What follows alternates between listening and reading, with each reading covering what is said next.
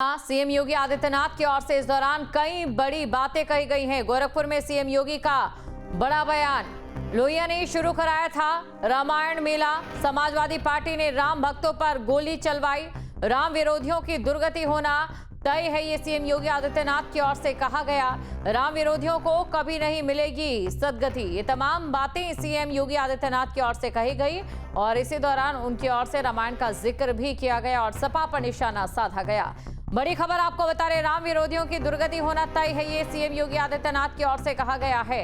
राम कथा के समापन में यहां पर पहुंचे थे सीएम योगी आदित्यनाथ और इस दौरान जहां पर उन्होंने सनातन की महत्वता को बताया, रामायण के पाठ का जो असर मानवीय जीवन में पड़ रहा है उसको लेकर भी उन्होंने अपना बयान दिया।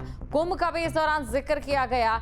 इस दौरान सपा पर भी सीएम योगी आदित्यनाथ की ओर से निशाना साधा गया। लोहिया ने शुरू कराया था रामायण मेला। रामायण मेले का प्रचलन शुरू किया था डॉक्टर लोहिया ने।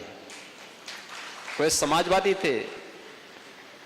आज के समाजवादी राम भक्तों पर गोली चलाते हैं, लेकिन लोहिया का नाम जपते हैं। जब व्यक्ति का आचार और विचार में समन्वय नहीं होता है तो उसकी दुर्गति होती है। और जो राम का विरोधी है उसकी तो दुर्गति हमेशा होनी ही होनी है। उसको सफलता नहीं मिल सकती है, उसको सदगति भी नहीं मिल सकती है, कभी नहीं मिल सकती। आप रामायण कालखंड से उठाकर देख लीजिए। और इसी खबर पर हमारे साथ जुड़ चुके हैं मनीष शुक्ला बीजेपी से। मनीष जी, यहां पर सीएम योगी आदित्यनाथ की ओर से सपा पर निशाना साधा गया है।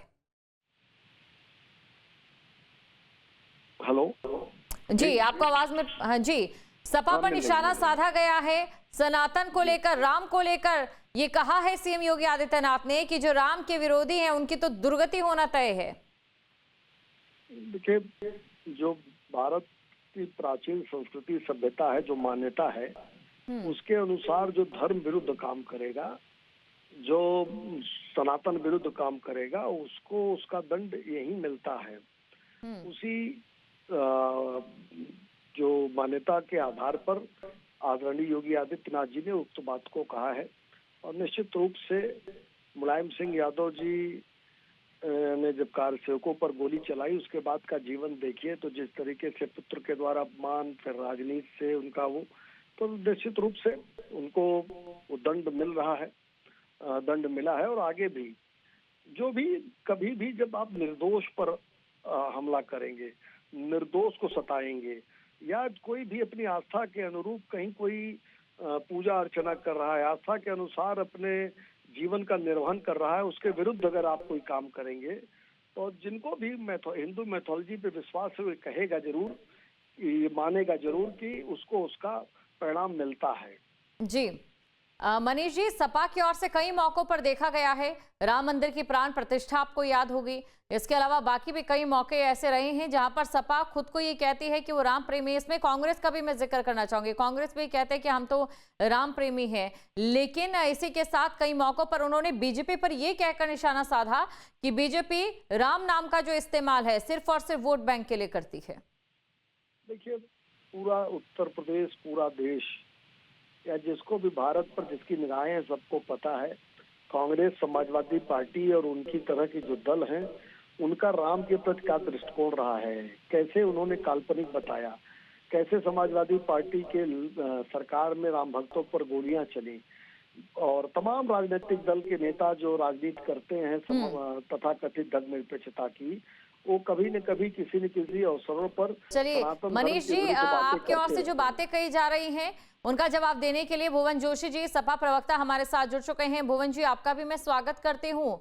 सीएम योगी आदित्यनाथ अभी ये कह रहे हैं कि जो लोहिया ने शुरू कराया था रामायण मेला, लेकिन जो लोग ये दावा करते हैं कि हम लोहिया के व्यवहारों का आचरण करते हैं, उनके आचरण में राम का सम्मान नहीं है कहीं ना कहीं, और राम नाम का विरोध किया जाता है।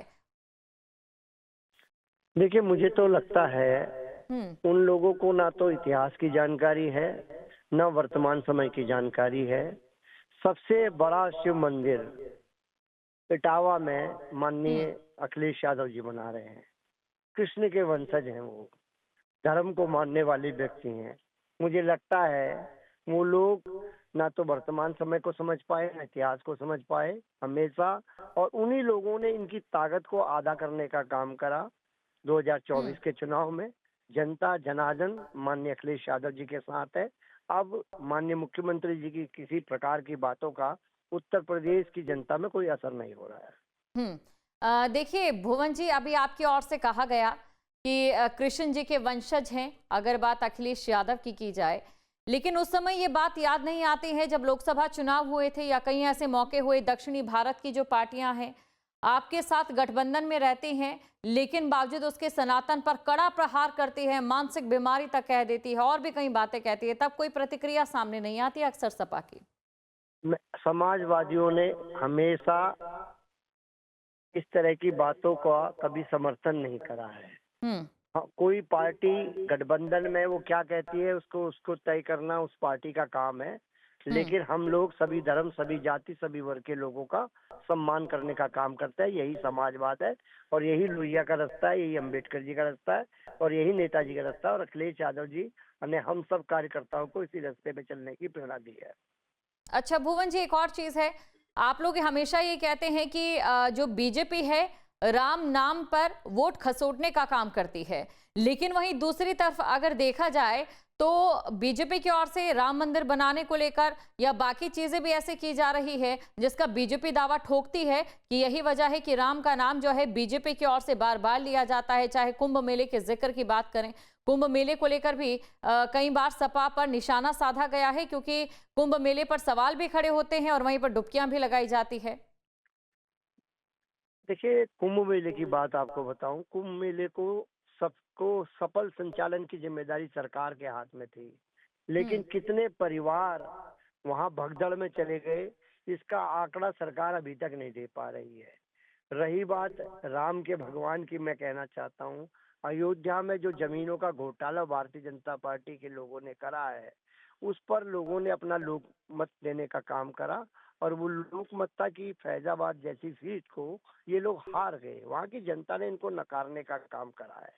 निश्चित तौर पे मैं कहना चाहता हूँ, हम लोग एक पॉलिटिकल पार्टी है और हमारा काम धर्म का प्रचार प्रसार नहीं है। हमारा काम इस प्रदेश की महंगाई, शिक्षा, रोजगारी, इस पर लड़ने का है।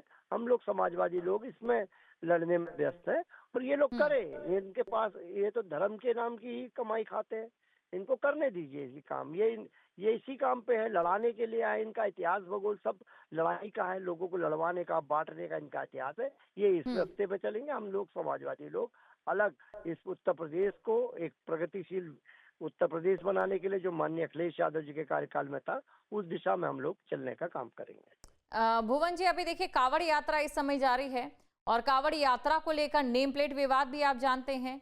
जाहिर तौर पर राजनीति की अच्छी समझ आप रखते हैं। नेम प्लेट विवाद को लेकर आपकी क्या प्रतिक्रिया है, क्योंकि आप ये कह रहे हैं कि हम लोग जो हैं वो सबसे ज्यादा जो है हितधारी हैं तमाम वर्गों के या तमाम धर्मों के। देखिए, कांवड़ यात्रा पे अखिलेश ने कहा है कि हम समाजवादियों का विजन है कि हम लोग जब सरकार में आएंगे एक ऐसा कॉरिडोर बनाएंगे जिससे कि जो कांवड़ यात्रा करने वाले हैं उनको भी कोई दिक्कत नहीं आएगी और व्यापारी भी अपना व्यापार को अच्छे से कर पाएंगे। उसमें कोई बाधा नहीं आएगी रोड में लोगों को चलने की। हम लोग वो कॉरिडोर बनाने का काम माननीय अखिलेश यादव जी के नेतृत्व में करेंगे। जैसा कि हमने एक्सप्रेस वे बनाया, इकाना स्टेडियम बनाया, मेट्रो का जाल बिछाया, तो उसी दिशा में हम लोग काम करने का काम करें। हम ये चाहते हैं कि सभी धर्मों के जो पर्व हैं वो अच्छे से मने। चलिए, शुक्रिया भुवन जी हमारे साथ जुड़े और आपने अपनी प्रतिक्रिया रखी। जहां भक्ति है हर शब्द में, कथाओं में छुपे हैं दिव्य रहस्य और ज्योतिष देता है जीवन को दिशा। धर्म से जुड़ी हर बातों को जानने के लिए हमारे चैनल स्तुति को सब्सक्राइब करें। चैनल पर जाने के लिए इस लिंक पर क्लिक करें।